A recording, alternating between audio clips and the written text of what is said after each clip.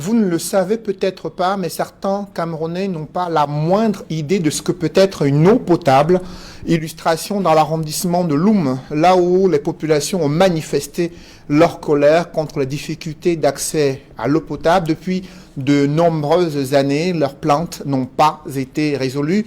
Même les réflexions, même les casses observées sur des différentes canalisations d'eau n'ont pas permis à ce qu'elles puissent en bénéficier. Elles ont dénoncé l'attitude des autorités administratives qui peinent à résoudre leurs problèmes d'adduction en eau potable. Les autorités locales sont descendues sur les lieux pour tenter d'apaiser les esprits surchauffés.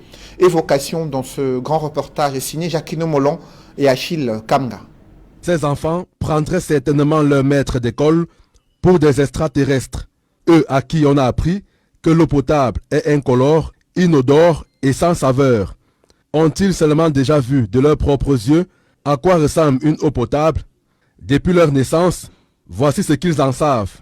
Un liquide rougeâtre, des fois jaunâtre, aux saveurs dégoûtantes.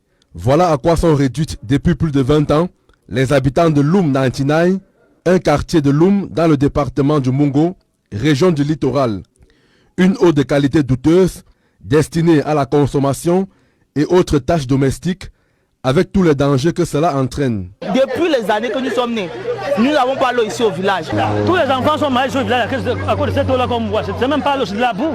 C'est même pas de l'eau. Actuellement, quand je suis en train de vous parler, là, mon enfant couche avoir les dents malades. Je ne sais pas si c'est l'eau qui lui rend malade ou c'est le changement de climat qui le rend malade. Je ne sais pas trop. Et pourtant, le quartier Loum 99 est traversé par l'eau dont les conduits desservent d'autres localités environnantes.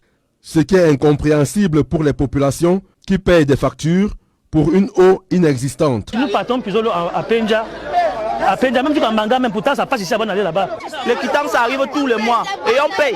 Et on paye les quittances tous les mois. Comme la manne qui est tombée du ciel, l'un des tuyaux endommagés a occasionné une fuite d'eau. Les riverains de 99 ne se sont pas fait prier pour se ruer sur cette vanne afin de se ravitailler. Le bonheur de voir enfin de l'eau potable sera de courte durée, car les agents de la Kamwata vont descendre sur le terrain pour réparer la panne.